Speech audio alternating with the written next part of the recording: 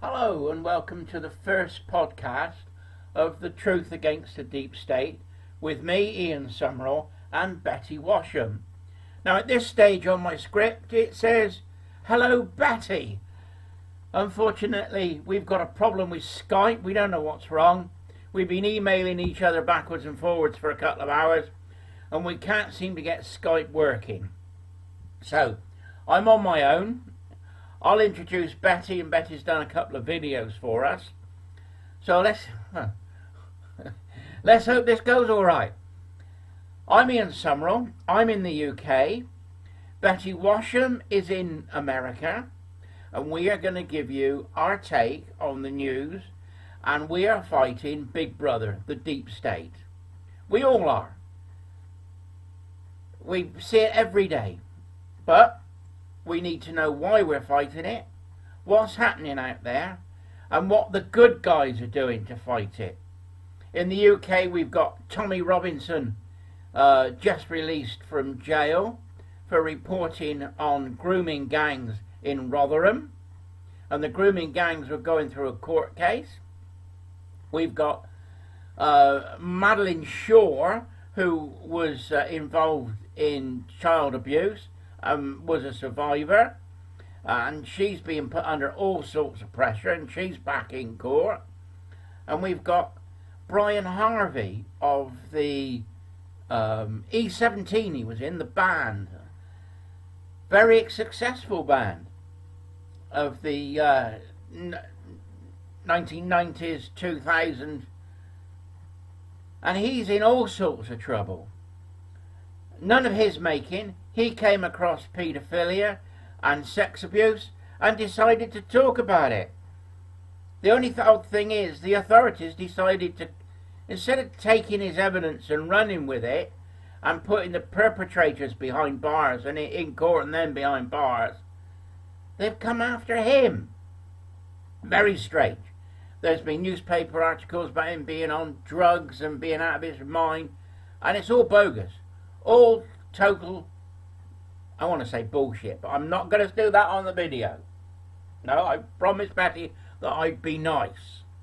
Right, now then, it proves that the newspapers and the mainstream media is fake news. We're the only ones that are going to tell the truth to the best of our ability as we know it. Now, to start the proceedings off, what we're going to do is these podcasts are going to be slightly different. We're going to talk about different topics, and in between the topics we're going to try and promote new bands and new music. So what we've got for you now is something that tells us how we feel, how we think, and what we want to say. This is a new band, absolutely brilliant. Ron and friends, go for it.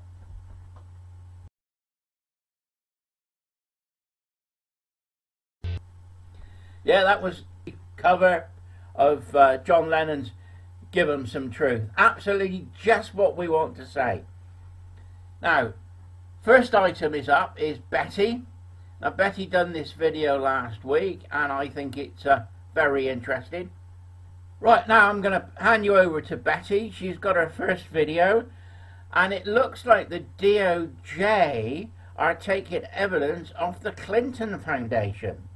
Betty, can you explain, please? Breaking news. This is Let's Chat with Betty Washam. I'm Betty Washam.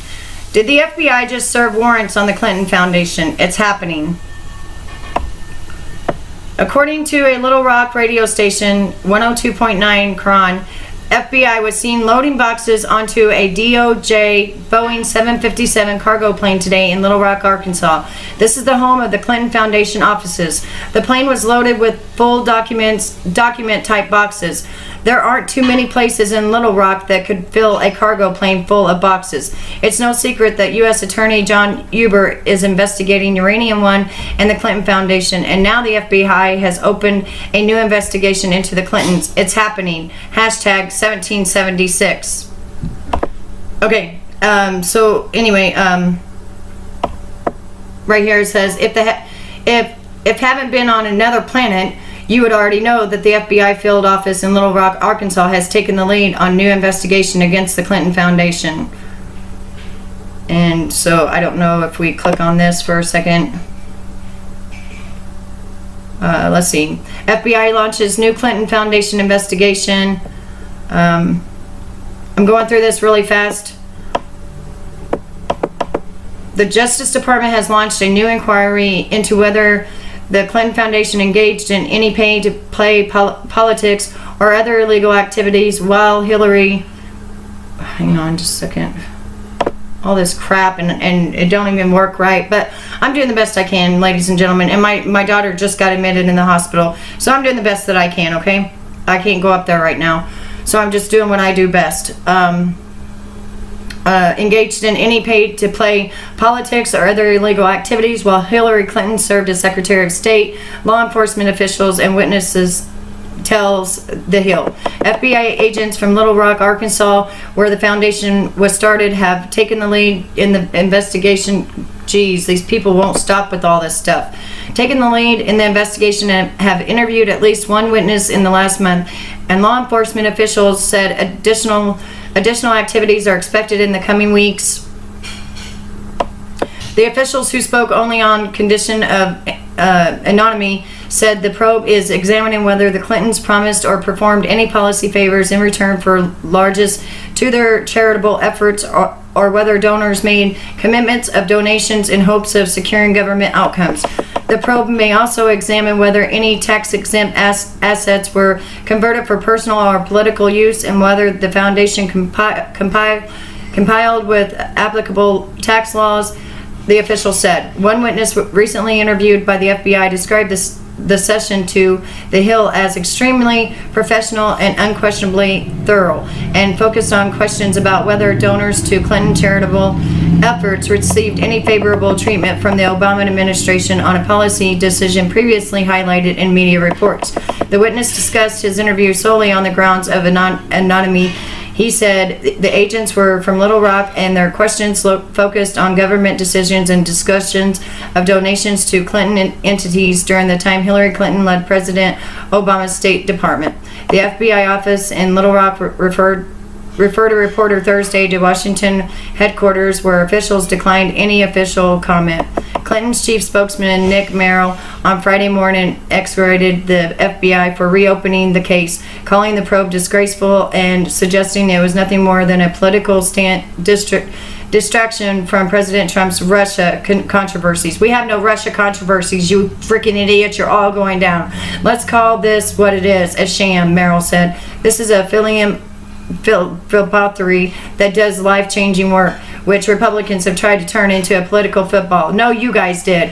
It began with a now long debunked project spearheaded by Steve Bannon, which has been working with the Russian CIA for over 40 years on our the top of our FBI. During the presidential campaign, it continues with Jeff Sessions doing Trump's bidding by heeding his calls to meddle with a department that is supposed to function independently. Now, okay, I'm trying to tell you guys the truth. They're trying to put their spin on it. So we're going to go through what the damn liberals have to say, and also what the truth is. Foundation spokesman Craig Minison took a more muted response, saying the new probe wouldn't distract the charity from its daily work. Yeah, whatever. Time after time, the Clinton Foundation has been subject to politically motivated allegations, and time after time, these allegations have been proven false. Not this time, dumbasses. None of this has made us ever waver into our mission to help people. You don't help people, you eat people. The Clinton Foundation has discriminately improved the lives of millions of people across America and around the world, while earning top ratings from the charity watchdog groups in the process. No, you have held Satan the whole entire time, and have ate our children, and have done everything bad that you could do to our country, and you have treasoned our country. So I don't want to hear your BS. The Wall Street Journal reported late last year that several FBI field offices, including the one in Little Rock, had been collecting information on the Clinton Foundation for more than a year. The report also said there had been pushback to the FBI from the Justice Department. Exactly, because they were all they all were in the cahoots together, and not no more, because we cleaned house.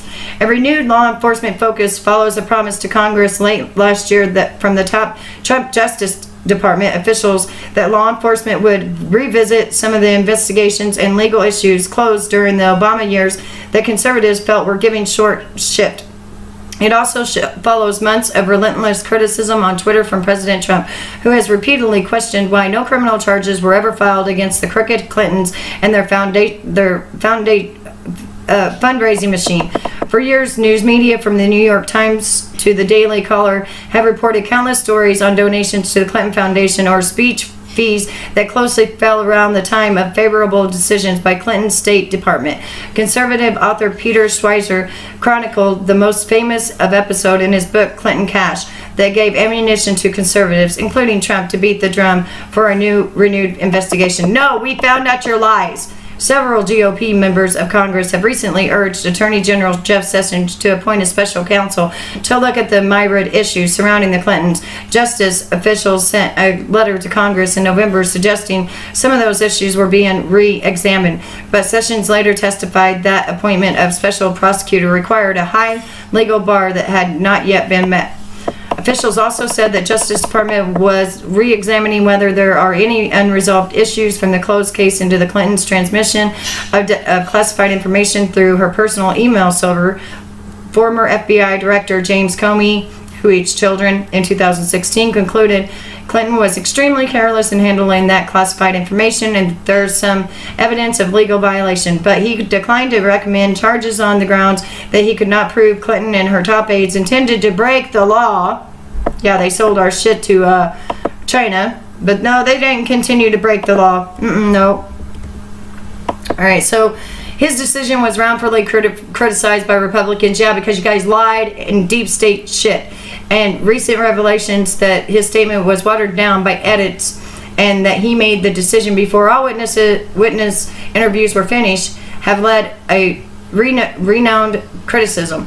A senior law enforcement official said the Justice Department was exploring whether any issues from the probe should be reopened, but cautioned the effort was not at the stage of a full investigation. One challenge for any Clinton era investigation is that the statute of limitations on most federal felonies is 5 years, and Clinton left office in early 2013. Who cares? Paul Manafort is going to prison right now for 12 years ago. So weep and sow what you get, and we are happy to see you go down. So the FBI have finally caught up with the Clinton Foundation. Let's hope it goes somewhere and that it's not just nothing to see here, move on, which seems to be the normal case when the Clintons are involved. Now, another piece of music. This one is Milking It Blues, and they're from Brazil. Absolutely incredible blues band. And this is their original number, Happy and Blue.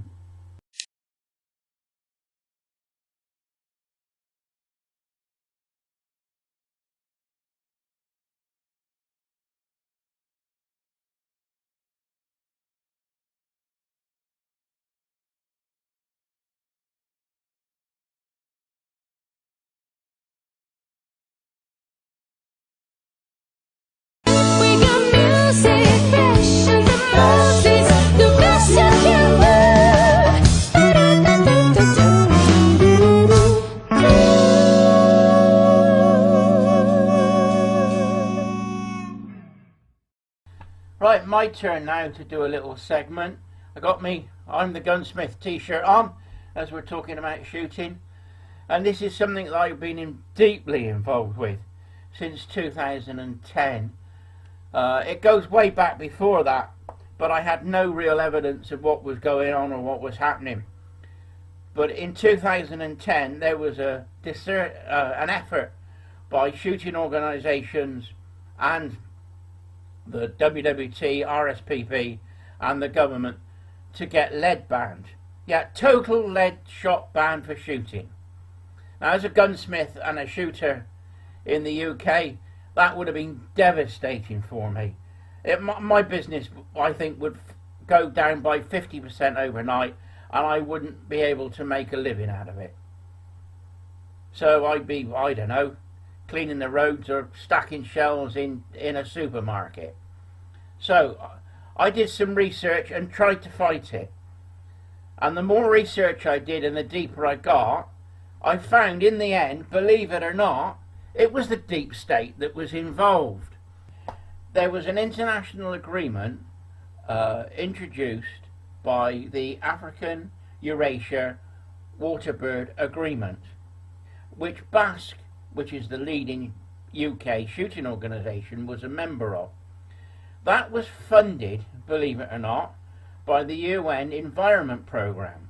Yes, the idea of banning lead goes right the way up to the UN. I didn't think so. So the deep state is involved in this as well. I was only a small cog in the big wheel of trying to stop it.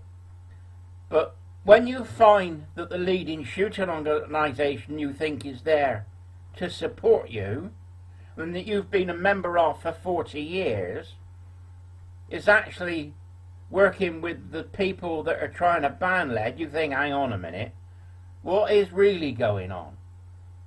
BASC were telling me they were going to fight any lead ban, and they said they wanted science to prove it. So John Harradine of BASC was co-opted as a subcontractor to a group called the Lead and Ammunition Group Compliance Research, which was called the Steering Committee. Now this was the start of it. They were going to find research and see what was happening on the compliance with the lead ban for wildfowling. Now BASC were on it as a subcontractor, which means they were going to be paid for their work. So the organisation that I was a member of, which I subsequently dropped my membership and didn't pay it, was being paid to find the evidence to ban lead shot. You can't make this up. The steering committee met in Slimbridge in Bristol. The Wildlife and Wetlands Trust are involved in it. They were the leading runners. The government was involved in it with the Wildlife Division of the Environment Agency. And the government steering group then brought in the RSPB. So they're also involved in it. But they came in as what was called corresponding members, which meant they would see the minutes and they would be allowed to comment on it, but they didn't actually sit in on the meetings. So you had the WWT, the RSPB, BASC and the government. And they're now all working to find the evidence. And that at the end, what they're going to do is come out and say that we, the wildfowlers, weren't using steel to shoot ducks, and some members were using lead without any proof, only hearsay. But we'll get on to that in a second. There was 4 main things that the steering committee were going to do. This is back in 2009. There was a database of game dealers, the purchase of game to see whether the ducks that or geese that they bought had any lead in them, a survey of BASC members, and a survey of shoot managers. As I said, BASC were subcontracted onto the committee as a subcontractor and were paid for their survey work. The WWT was also paid for its survey work and were full members of the steering group. This document from the minutes of the steering group shows that the contract was worth £63,000, and that would have been split between the 2 organisations. Now you've got to remember that BASC are there to support shooting. So why are they getting involved in an organisation like the WWT and RSPB that have come out and said publicly that they want a total ban on lead shot? I found this very odd at the time, and I still find it odd. Still, from the minutes of January 2009, the issue of game dealers was brought up and where the duck came from. BASC had previously responded to this point, it says, and by January in terms of commercial shoots, organised days are likely to be mainly pheasant, with one duck drive at the end of the day. Well, that's true. Then they go on to say, this is really defending shooting, that most shoots use lead for shooting the game and will have lead on them, and therefore by the time they get to the duck they'll still be using lead. No proof, just hearsay. So-called scientific this is supposed to be. Supposed to be the evidence that they're going to find to ban lead for shooters. It sounds like they're trying to organise something and find the proof to kill us. Not happy bunny now. So by October 2010 we have the results of the survey. Basic principle is that 70% of the duck tested had lead in it. And then the Basque survey of members said that 45% of its members occasionally used lead for shooting wildfowl. The 45% figure from the Basque survey is hearsay. It is not evidence. And the 70% of the duck with lead in them cannot be proven that the duck were shot in England, where it was illegal to shoot with lead at the time. It was legal to shoot mallard duck in Scotland and in Northern Ireland, and it is very possible with the game dealers that duck are passed around, and the duck that they tested may have come from Scotland, because England may not have been shooting enough ducks to supply the market.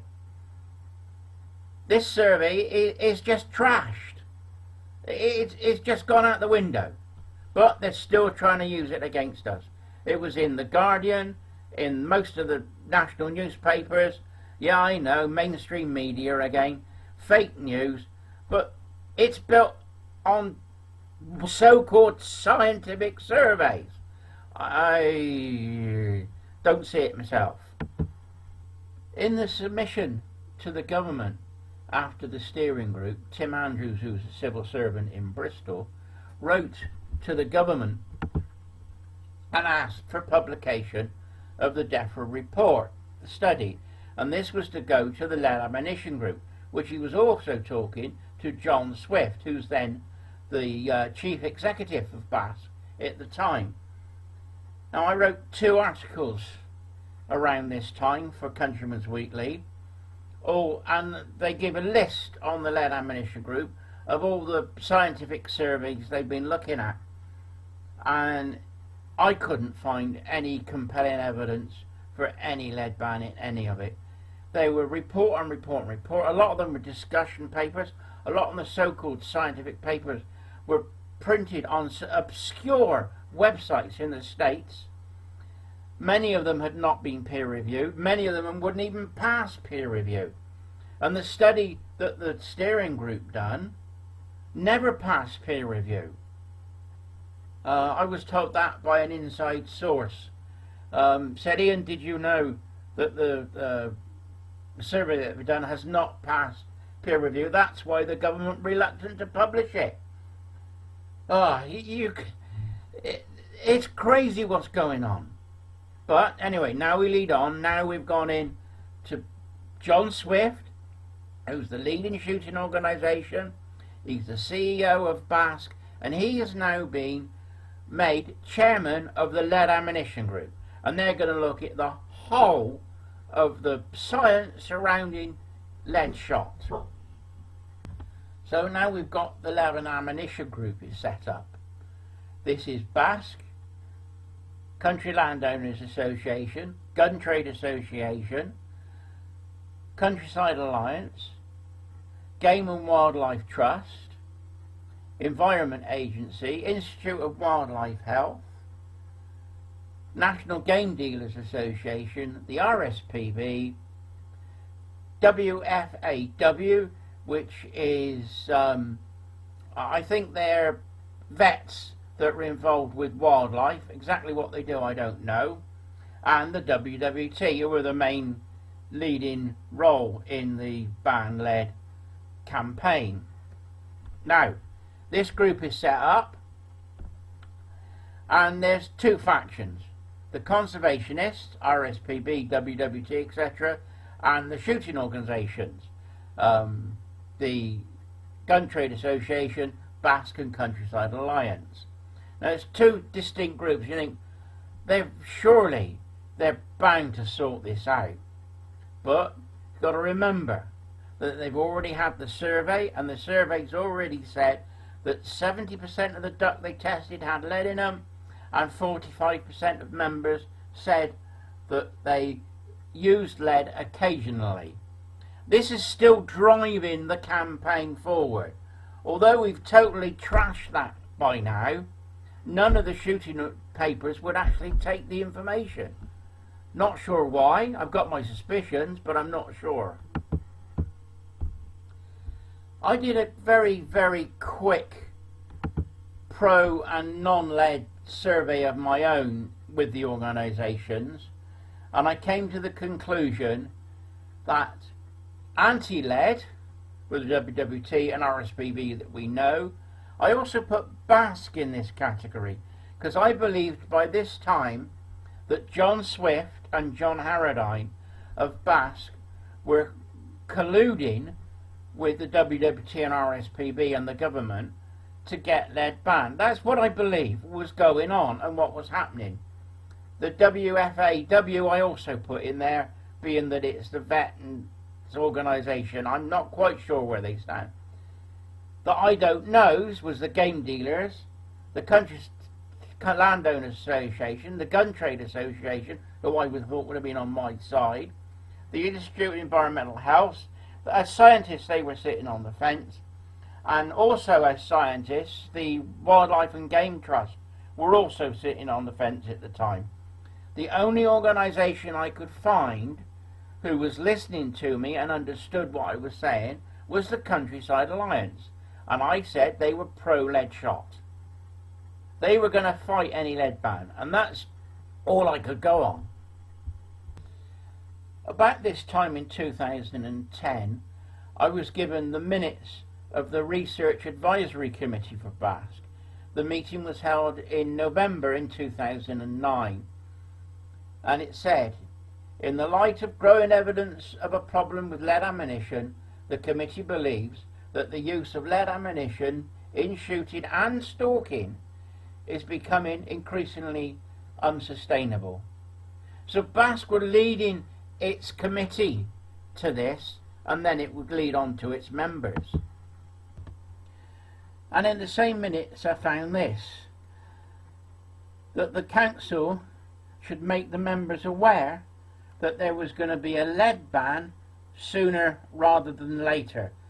So this is the way that things were steering. So they've now, the people that are involved at the top, John Swift and John Harradine, were now trying to persuade the council. But what happened was, this went to the committee, but they never talked about it. I got this from a committee member who was disgusted at what was going on within Basque, and I was talking to him. He was a fellow old shooter like me, and he was asking me to get the information out. I'd already written the 2 articles for Countryman's Weekly, and now I was standing on my own. I was the only guy in England fighting to stop a total lead ban. I was hoping that the Countryside Alliance would help me out a little bit in the future, but that was still to be seen. At the same time, I found this piece of information that dates back to March 2009. The Game Group, I'm not exactly sure who they are, but they said that the risk of eating game meat to consumers in the UK is low. The risk of eating game meat is low. Because at this time there was also a fear put out that eating lead shot game and lead shot meat like wild fowl and also pheasants and deer shot with lead bullets, that the fragments of lead would contaminate the meat. But they're saying that it's still low. Well, we might get into this a bit later, but that's a totally different subject to what we're talking about today. But they also try to add this to the mix and try basically to scare people that shooting lead shot game and deer was going to hurt you. There was a report done, one of the reports that the Lead Ammunition Group was looking at, was a report to DEFRA by Roger Quay. I think that's how you pronounce it, Q-U-Y, his surname is. And the conclusions of his report was that the distinctions between background lead and abnormal lead levels was not well defined. So they couldn't tell the difference between lead that was normal in the environment and lead that had been dropped by shooters. So the evidence is there, but I don't think they paid much weight to it because they still wanted to ban lead shot. One of the questions that I've been asking is, if we're going to use an alternative to lead, like tungsten or tin or bismuth, how toxic is non-toxic shot and ammunition? Because if you work in engineering and you work with tungsten, you can get a reaction from the tungsten. One of the engineers in British Aerospace told me that when they worked with tungsten and were machining it, they had to take a pint of milk.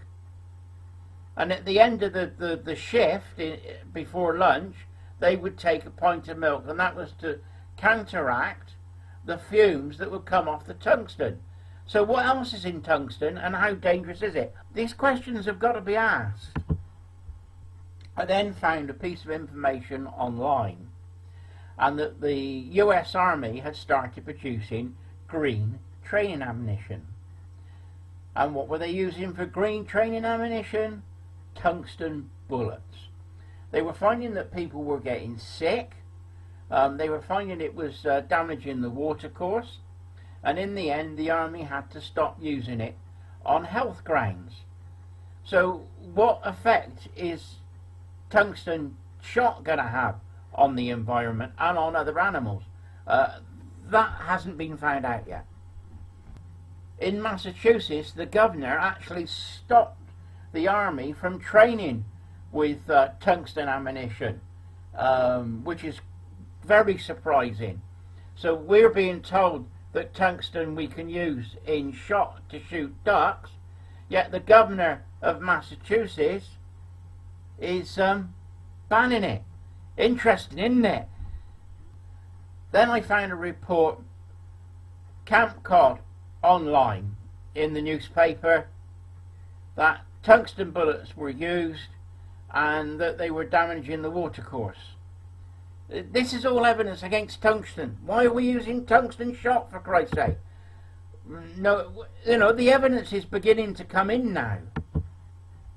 Then in 2013 I found that the Basque logo that was on the Lead Ammunition Group Committee website had been removed, and I asked one simple question: why has the Basque logo been removed from the Lead Ammunition Group website?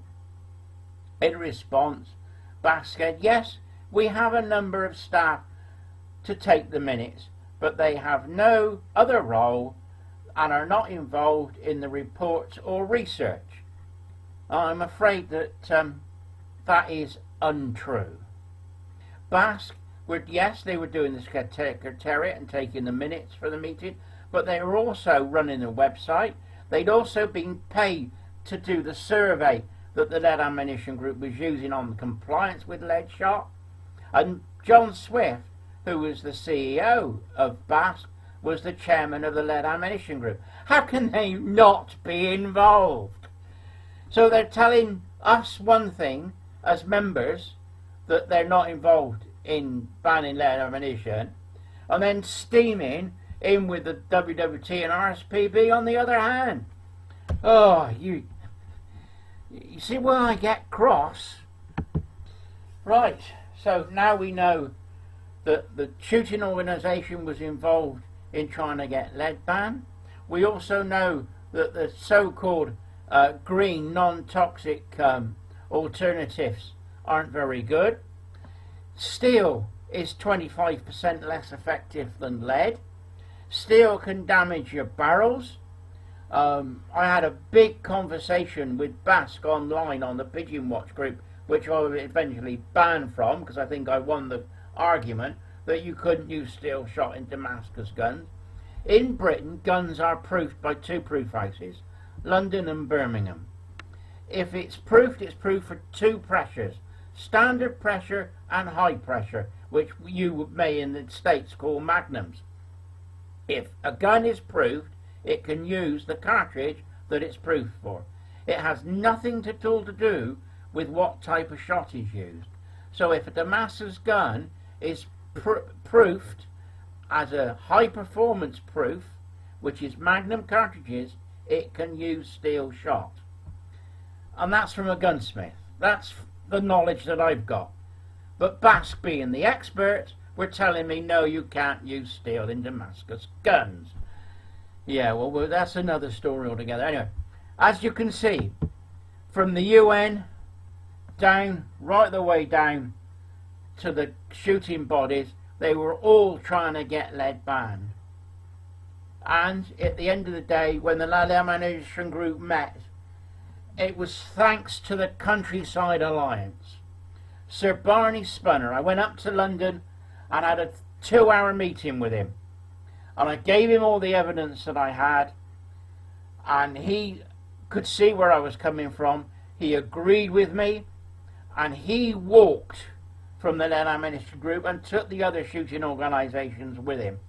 Therefore, we had a split committee, and therefore the government couldn't ban lead ammunition. And in the end, Liz Truss, who was the Environment Secretary, came out and told John Swift that they hadn't come up with the evidence that was needed to ban lead shot. So I won. I'm glad I won. I was on my own, and if it wasn't for the Countryside Alliance and Sir Barney Spunner, we would have been in the sugar. Well, you know what I wanted to say. But anyway, Betty, I hope you like that. I've done that all on my own. I was hoping that you would have been able to ask me questions, but perhaps next time we will do this as a two-way thing. Right, now what I'm going to do is I'm going to play a song from Australian band, a guy called Steve Lee, and he wrote a song called I Like Guns. You're going to like this one.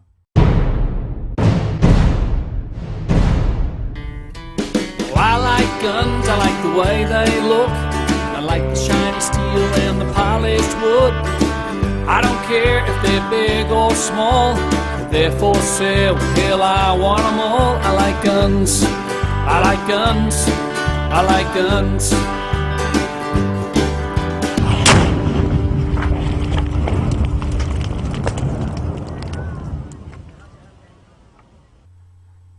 Now we're going to go back to Betty Washam now. Now Betty done another little video for us, and she's looked at schools taking drag queens in to teach the kids. What's going on here, Betty? Because I found something, and I think that it's very interesting, and a lot of people might be very interested in this. It says, children, how to switch gender. Kindergartners taught how to become gender fluid by transgender teachers. Young parents across the United States are outraged after discovering that their kindergarten-age children are being taught how to switch genders by drag queens at school. Public schools are putting tax dollars to work by drafting in cross-dressing teachers to teach kids about gender fluidity and transgender ideology. Children aged 5 and upwards are read stories by drag queens about characters who are freed from general gender rigidity, or whatever that word is, Liberal groups claim the program will make the idea of changing genders more fun and encourage children to become more gender fluid. A number of parents are frustrated by the lessons, claiming they have been left out of the decision-making process concerning their own children's education. Western Journal reports most conservatives probably don't have the Drag Queen Story Hour on their radar, but it's a program in which said drag queens in full regalia read to your kids. However you say, hit the comments below. According to the Drag Queen Story Hour website, the program captures the imagination and play of the general fluidity of childhood and gives kids glamorous, positive, and unabashedly queer role models. In spaces like this, kids are able to see people who defy rigid gender restrictions and imagine a world where people can present as they wish, where dress up is real. These events usually take place in a library or bookstore. While the former is a taxpayer-funded institution, I generally can't get myself worked up over Drag Queen Story Hour at either venue. After all, you have to bring your children there. I might fervently wish that any parents who wish to indoctrinate their children into this fashion would forever be cursed with the brown avocados on their artisan toast. But that's more or less where my caring ends. Public schools, however, are a different matter entirely. Not all schools funded by taxpayer dollars, but children are generally roped into such presentations without significant parental input, and in classrooms such as those of Maurice Sendak Community School in Brooklyn, Drag Queen Story Hour is flourishing, at least according to a video by Stop K-12 Indoctrination and David Horowitz Freedom Center. After bringing in the program during the last school year, Sendak School first grade teacher Alex Hernandez is planning to bring it back when school resumes, according to the Daily Caller. Drag Queen Story Hour gave my first graders a fun, interactive platform to talk and think about social and emotional issues like acceptance, being yourself, and loving who you are, Hernandez wrote. During our disbelief, students were preaching the incredible lessons they had learned, like it's okay to be different and there's no such thing as boy and girl things. Yes, well, try that out on your kids and see how that works. I've spent enough time around children to know that if you give a boy a doll and a girl a toy, in most cases the Barbie doll will be quickly launched from a slingshot onto your roof, and the Hot Wheels will probably have dandelions sticking out all over out of their die-cast wheel wells. But I digress. It's also unlikely that Drag Queen Story Hour is simply limited to the Maurice Sendak Community School either. The program advertises itself as being for schools as well as libraries and bookstores. According to the Daily Caller, books include Jacob's New Dress, about a kid named Jacob who wears a dress to school. So pretty much exactly what it sounds like. And Red, a crayon story, in which a red crayon gets itself successfully labeled blue. It might be too much to suspect a political motivation being behind turning red things blue, but just because you're paranoid, it doesn't mean everyone's not out to get you. Consider that these were likely being read aloud at school, named after one of the greatest children's book writers of all time, the man responsible for Where the Wild Things Are. I'm fairly certain that even Mr. Sendak, who was gay himself, would probably gag at the prospect of these didactic pieces of kitty lit being pushed on children in hopes of teaching them a valuable lesson. Speaking of LGBT individuals, we're not supposed to be looking at drag queens with circumspection. After all, they'd been banned from one major Pride event in Glasgow, Scotland, according to the Daily Wire, because transgender and non-binary people would be uncomfortable with having drag performances at the event. It was felt by the group within the trans non-binary caucus that some drag performance, particularly CIS drag, hinges on the social view of gender and making it into a joke. However, transgender individuals do not feel as though their gender identity is a joke. A statement from Free Pride Glasgow read, according to Pink News, This can be particularly difficult for those who are not out and still present as a gender they were assigned at birth.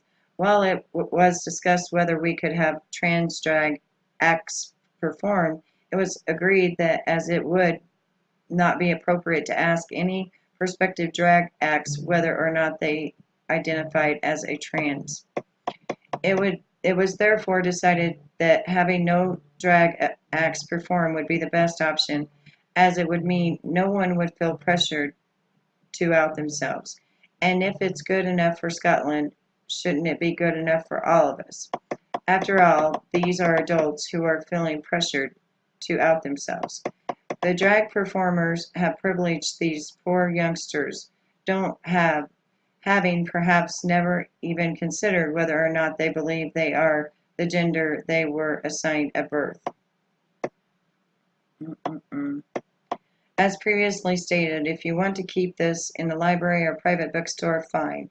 Even if my tax dollars are being used for indoctrination, as they would be in the case of the library, as long as there's choice involved, I can work myself into too much of a tizzy. However, the fact that this is being done in school, where it likely isn't voluntary, and put before children who aren't fully informed about the social, political, and religious forces at play in this debate, is beyond inappropriate. But something, gender, fluidity, yada yada yada, defining rigid gender restrictions, etc., and therefore love trumps hate. Wonderful. Meanwhile, good luck trying to bring a Christian pastor into a public school for story time. That kind of introduction isn't viewed with such unequivocal warmth for whatever reason. And so what do you think about that, ladies and gentlemen? I think that that is totally disgusting, and children at 5 years old should not be indoctrinated into this. And I agree with her 100%. Leave your comments below. Personally, I think that is totally wrong. This gender assignment, gender neutral, it's just playing with kids' brains, and they're not mature enough or old enough to understand.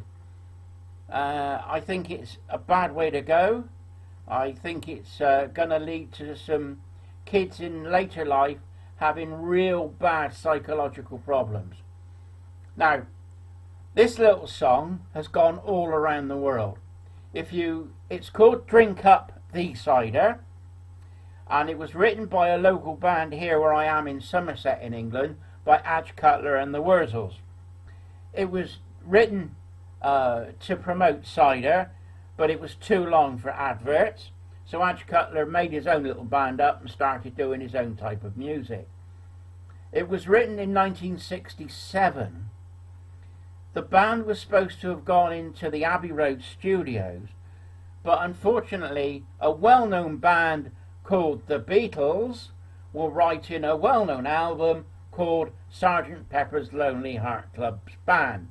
So Adge Cutler and the Wurzels came to my local pub, which was the Royal Oak in Nelsey, and recorded this song. Love this thing.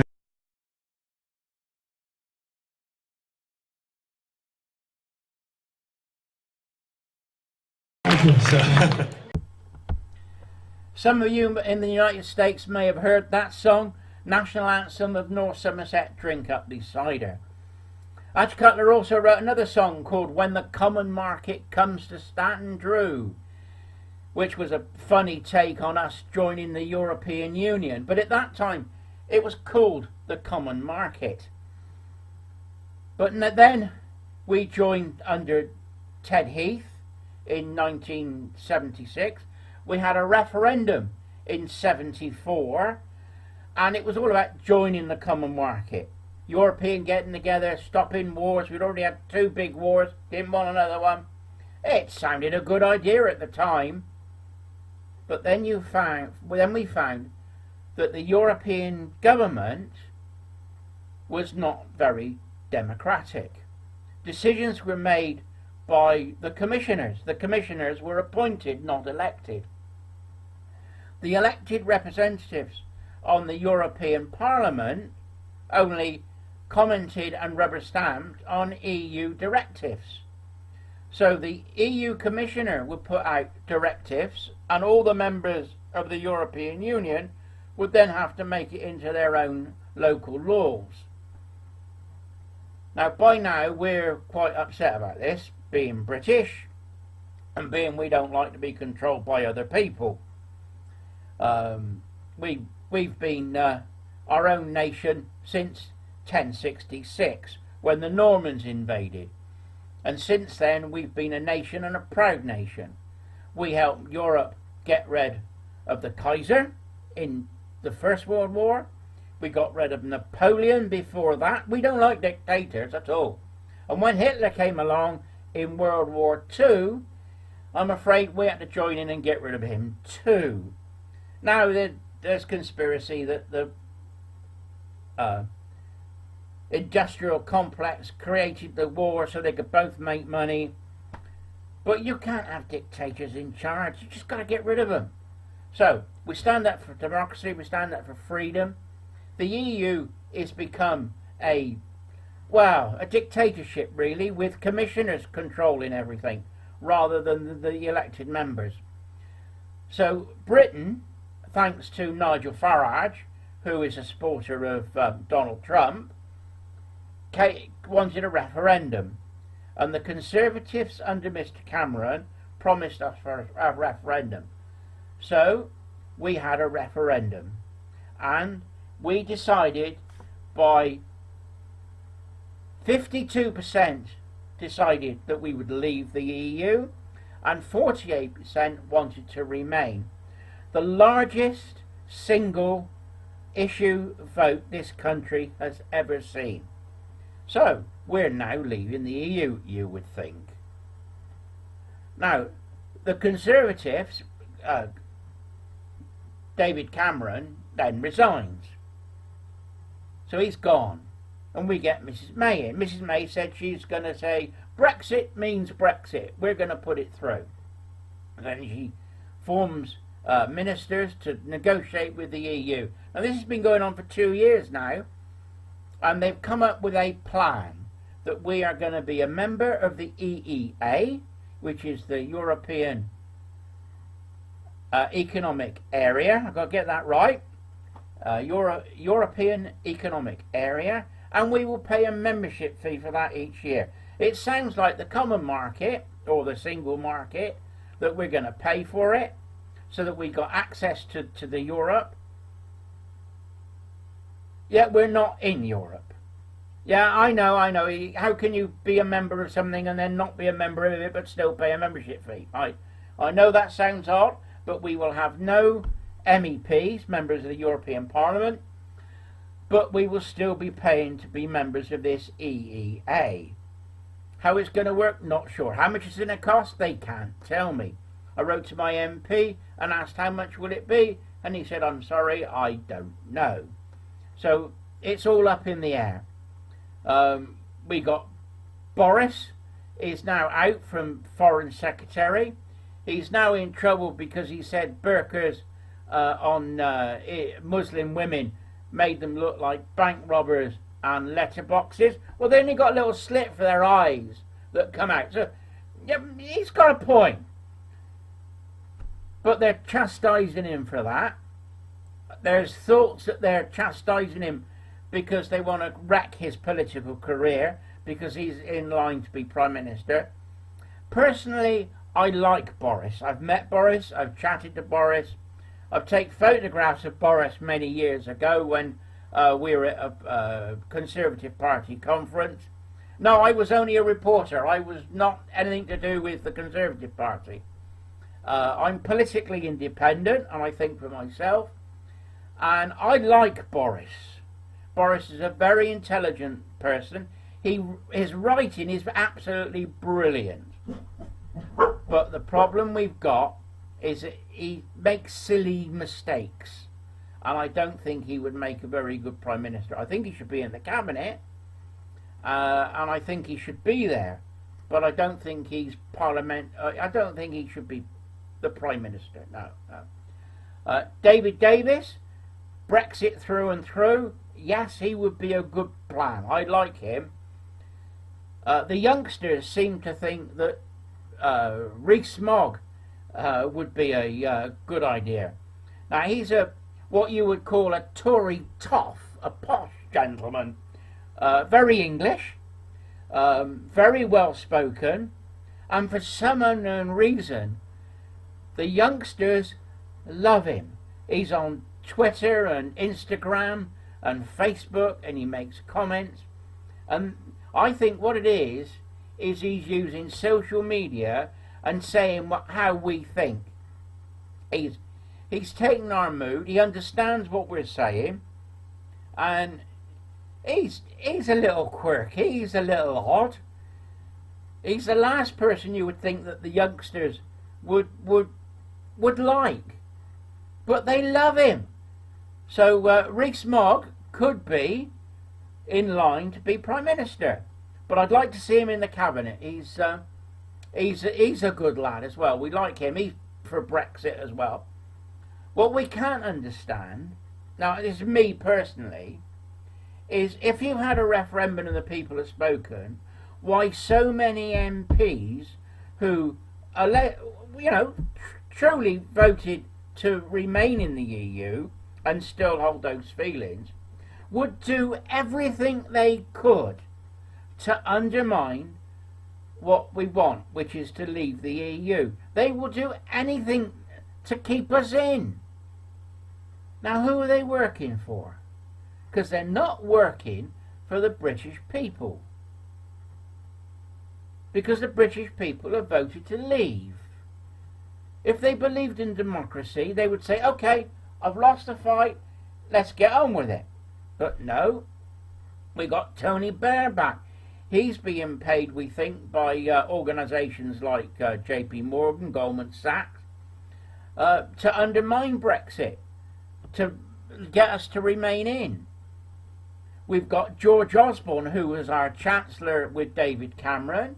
He's become an editor of one of the London leading newspapers. He's involved in the Bilderberg Group. Yes. Now we're coming on a Big Brother again in the deep state. So the Bilderberg Group wants us to stay in the EU. Let's hope and we pray that Brexit in the end means Brexit and we come out. And as the time goes on, as we do more podcasts, I'll report on that some more. And I know Betty and me are going to have a chat about that. Now, Betty, I'm sorry that we couldn't do this Skype interview that we were going to do, and we were going to do a two-way thing. I'm sorry that the Skype doesn't work. I'm going to reload my Skype on this machine, and if you can do the same on yours, and then we'll try again for next time. This is the first podcast for the truth against the deep state. I think we've covered a lot of ground. I'm sorry that my two things were close to my heart, which is shooting with lead shot and Brexit, but that's from this side of the pond.